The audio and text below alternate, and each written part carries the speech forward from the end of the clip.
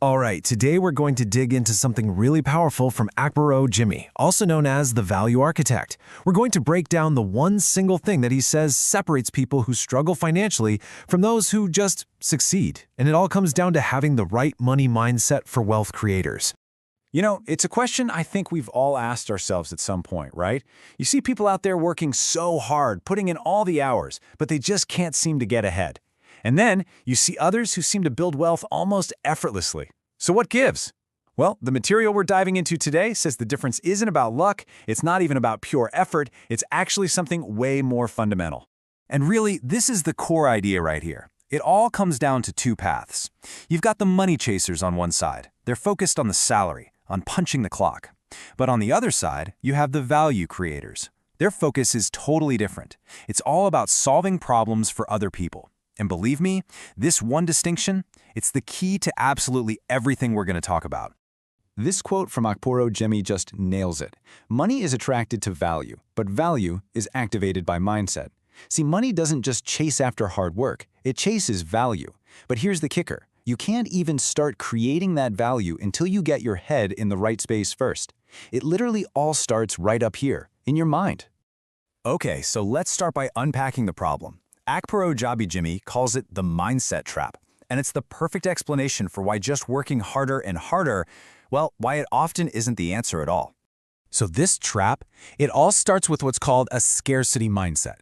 It's this little voice in the back of your head, a belief system that's always whispering, money is really hard to make. It treats money like it's a super limited thing, and that one belief, whether you realize it or not, ends up coloring every single financial decision you make. And then that scarcity thinking starts to grow. You look around, you see other people who have plenty, but the gap between you and them just feels massive, like you can never cross it.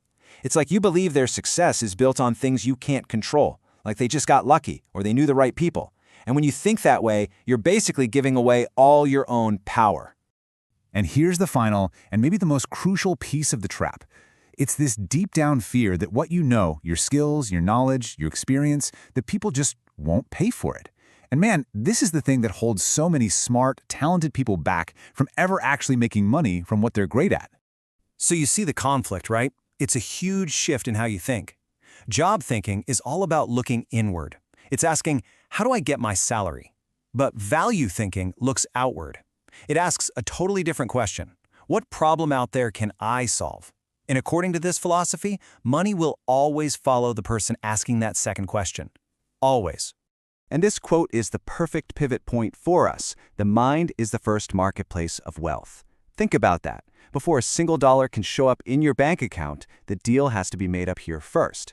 Your mind, that's where the first transaction happens. It's the most important marketplace there is. Okay, so we've established that mindset is the key. So the big question is, how do you actually unlock all that value that's already inside you? Well, let's get practical and dive into the very first step to becoming a true wealth creator. The process is something called a value audit. And you can really just think of it like taking a personal inventory, taking stock of what you've got. It's a way to really sit down and identify all your assets. And I'm not just talking about skills on a resume. I mean your life experiences, your unique insights, the things you just know how to do, the problems you can solve without even thinking. So how do you do this value audit? Well, you start by asking yourself some really important questions. Things like, what problems do I solve easily? Or what skills have I picked up over the years? But hey, I want you to pay really close attention to that second one. What do people ask me for help with? Seriously, that question right there is often a giant, flashing sign pointing directly to your most valuable, monetizable skill, even if it's something you completely take for granted. And here's the bottom line, stated perfectly right here. You cannot monetize what you have not identified. It's that simple. If you don't know what you have in your own toolbox, how can you possibly sell it? So this value audit, it's not just some nice little self-help exercise. It is the absolute first, non-negotiable step to making an income from what you know. All right, so once you've done your audit and you know what you've got, what's next? Well, now you have to structure it. Think about it. Raw, messy knowledge is really hard to sell. It's like trying to sell someone a pile of ingredients. What people actually buy are structured solutions. They want the finished meal. Here's a classic example of that unstructured, raw value. Someone says, I teach marketing.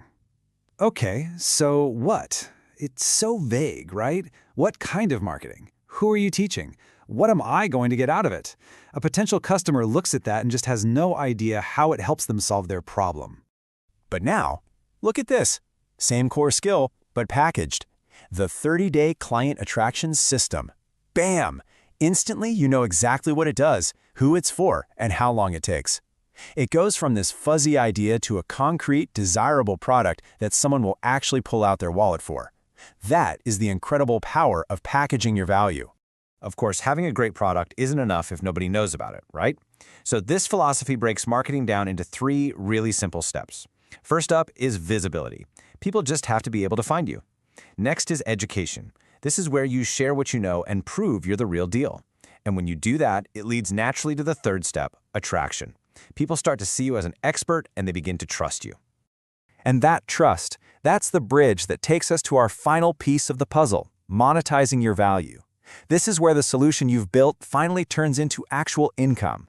You know, a lot of people get kind of squeamish when they hear the word sales. But this change in perspective is absolutely critical. Selling isn't about being pushy or manipulating someone. It's about service. If you've created something that can genuinely solve someone's problem, then selling is just helping them get access to that solution. It completely flips the script and turns it into a positive, helpful thing to do. And the sales conversation itself doesn't have to be this big, scary thing. It's not some high-pressure pitch. It's really just 3 steps. First, you just listen. Really understand what their problem is. Second, you show them how your solution creates a transformation for them. And last, you just invite them to decide. That's it. It's a simple conversation, not a battle. And that brings us to the grand finale, the big idea that ties this all together. This quote sums up the entire journey we've just walked through. It's a chain reaction, see? It starts in your mind. That mindset unlocks your value. That value creates your income. And that income is what builds your wealth. So, at the end of the day, the real question isn't, how do I make more money? The real question is, what value am I ready to unlock?